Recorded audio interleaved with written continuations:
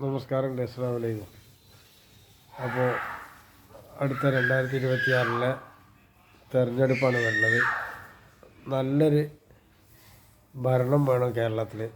അത് നല്ല ഭരണം എന്ന് പറഞ്ഞാൽ പിന്നെ നമ്മുടെ നാട്ടിലെ തൊഴിൽ സ്ഥാപനങ്ങൾ വേണം. ജനങ്ങൾ കൊടുക്കുന്ന പരാതികൾ അനുസരിച്ച് ആ പരാതിക്കാരനെയും ആരുടെ പേരിലാണോ പരാമർശം അവരുടെയും ഫോട്ടോ പുറത്തേക്ക് കാണണം. മാത്രമല്ല അതിനെടുത്ത നടപടികളും പൊതുവായിട്ട് വരണം. കാരണം അവർ നിഷ്പക്ഷമായിട്ട് വല്ലതും ചെയ്തിട്ടുണ്ടോയെന്ന് കാണണം.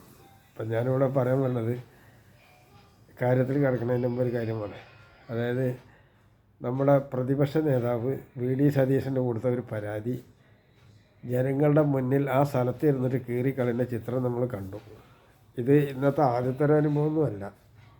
കോൺഗ്രസ്സുകാർക്കും ലീഗുകാർക്കും ഭരണം ഇനി 10,000 കൊല്ലം അവർക്ക് കിട്ടിയാലും അവർ ഇത്തരത്തിലുള്ള വൃത്തികേട് തന്നെ ചെയ്യുക.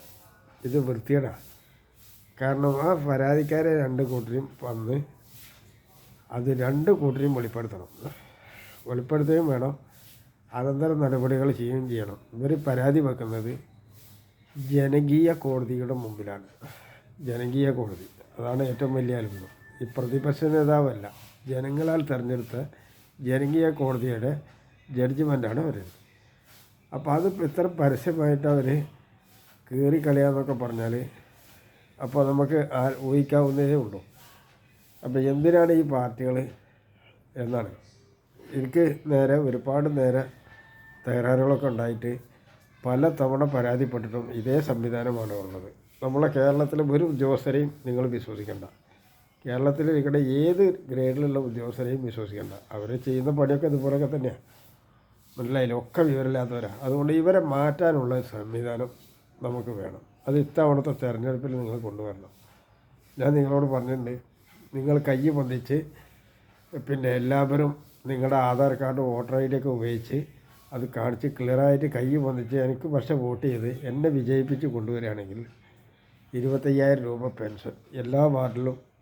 തൊഴിൽ സ്ഥാപനം ആരാണ് പരാതി അവരുടെ 2 ആളുടെയും വിരലടയാളം അവരുടെ ഫോട്ടോ നിങ്ങൾ കാണും. മാത്രമല്ല ഇതിന് ഉചിതമായ തീരുമാനങ്ങൾ ഒരു ഗവൺമെൻറ് എന്ന നിലയ്ക്ക് നമ്മൾ എടുക്കാൻ വേണ്ടി ശ്രമിക്കും. തെറ്റ് പറഞ്ഞാൽ തീർച്ചയായിട്ടും അത് ചിന്തിക്കേണ്ട കാര്യമുണ്ട്, അതറിയാമല്ലോ. തെറ്റ് പറഞ്ഞാൽ അതുപോലെ വിട്ടുപൊഴിക്കുകയും അതുപോലെ. അപ്പോൾ നമ്മൾ നിൽക്കുന്നത് ഒരു നിഷ്പക്ഷ രീതിയിലാണ്. അതായത് 50%, 51%. ഈ 51% നിങ്ങൾ വിട്ടുവീഴ്ചയ്ക്ക് തയ്യാറാണെങ്കിൽ, അതുപോലെ മറു സൈഡും അതുപോലെ അവർക്ക് അതിന് നഷ്ടം കിട്ടാൻ തയ്യാറാണെങ്കിൽ തീർച്ചയായിട്ടും ഈ കാര്യങ്ങളൊക്കെ മുന്നോട്ട് പോകാൻ സാധിക്കും. അതുപോലെ തന്നെ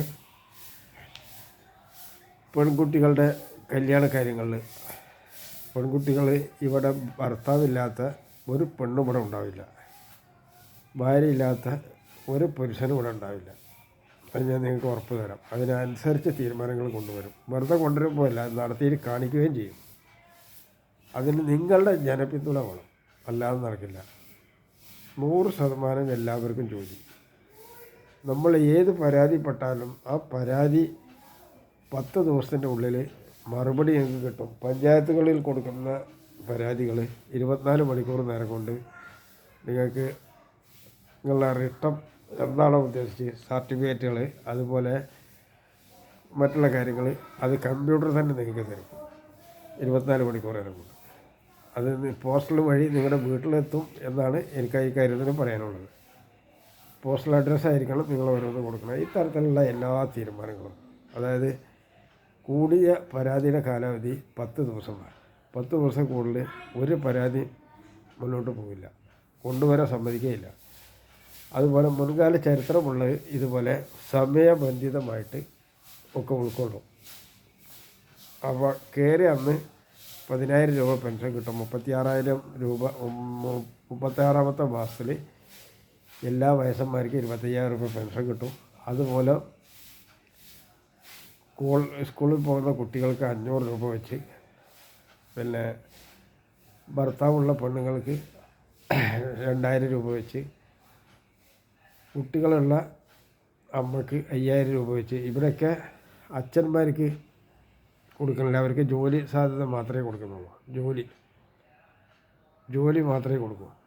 അങ്ങനെ പ്രോത്സാഹിപ്പിച്ച് വരും. പ്രസവിക്കില്ല എന്ന് വാശി പിടിക്കുന്ന വനിതകൾക്ക് കർശന നടപടി ഉണ്ടാവും. അത് പലതരം നടപടിയായിരിക്കും വരിക. കാരണം തൻ്റെ കഴിവ് കഠിനാധ്വാനം ചെയ്യാൻ തയ്യാറില്ലാതെ ഒരു പെണ്ണോ ആണോ ഇവിടെ വെളിപ്പെടുത്താനും പാടില്ല. ഏത് സർവീസിലുള്ളതാണെങ്കിലും പാടില്ല. അതുപോലെ സർക്കാർ ഉദ്യോഗസ്ഥന്മാരുടെ കാര്യം കുറയ്ക്കുക തന്നെ ചെയ്യും. മാത്രമല്ല ഇവർക്ക് എല്ലാവർക്കും ജോലി ചെയ്യാനുള്ള അവസരവും ഉണ്ടാക്കും. സർക്കാർ ഉദ്യോഗസ്ഥന്മാർ ഇപ്പോൾ ഉദ്യോഗം കിട്ടാൻ വേണ്ടി പണിയെടുക്കും. ഉദ്യോഗം കിട്ടിക്കഴിഞ്ഞാൽ മൂലൊക്കെ പോയിരിക്കുക, ഉപ്പിട്ട് മുങ്ങുക, പിന്നെ ലോട്ടറി എടുത്ത് ലാഭം നോക്കുക. ഇതൊക്കെയാണ് അവർ ചെയ്യുന്നത്. അത് ഗൗരവമായിട്ട് അത് പരിശോധിക്കാൻ ചെയ്യും. നമുക്ക് പരിശോധിച്ചാൽ കിട്ടും. കാരണം തൊഴിലാളിക്ക് തൊഴിലാളിയുടെ കാര്യം അറിയുള്ളൂ. ഒരു തൊഴിലാളിക്ക് മറ്റൊരു തൊഴിലാളിയുടെ കള്ളത്തരം അറിയുള്ളൂ. അതുകൊണ്ട് ലീഗുകാർക്ക് വോട്ട് കൊടുത്താലുണ്ടാകുന്ന സമീപനമാണ് ഞാൻ നേരത്തെ പറഞ്ഞത്. ഒരു കാരണവശാലും പൊറപ്പിക്കാൻ പറ്റില്ല. അതായത് നമ്മുടെ മുന്നിൽ വെച്ചവർ കള്ളത്തരം ചെയ്യും. അപ്പോൾ ഈ കള്ളത്തരം ചെയ്യാത്ത ആളുകളെയാണ് നമുക്ക് വേണ്ടത്. അത് ഇല്ലാതെ അവർ പറയിച്ചിരുന്ന കാര്യമില്ല. ഇപ്പോൾ അത് തെളിയിക്കപ്പെട്ടു. ഒരു കാരണവശാലും വി.ഡി. സതീശൻ ഒരു മേഖലയിലും കൊണ്ടുവരണ്ട, അവൻ്റെ പാർട്ടിയെയും കൊണ്ടുവരണ്ട. കാരണം പൊതുജനം എന്താണെന്ന് അവർ പഠിക്കണം. ഇതെൻ്റെ ഒരു സംവിധാനമാണ്. അതായത് പൊതുജനം എന്ന് പറഞ്ഞത് അവരുടെ ഏത് പരാതിയും അനുസരിക്കാൻ ഞാനും നിങ്ങളും ബാധ്യതയുണ്ട്. അനുസരിക്കാൻ മാത്രമല്ല, ഒരു 51% അതിന് കാര്യക്ഷമതയിലേക്ക് കിടക്കണം. അല്ലാതെ പറ്റില്ല. ഒരു പരാതിയും വെറുതെ ഇല്ല. അസ്സലാമു അലൈക്കും. ഞാൻ ടെക്നോളജി മുഹമ്മദ് പട്ടാമ്പി.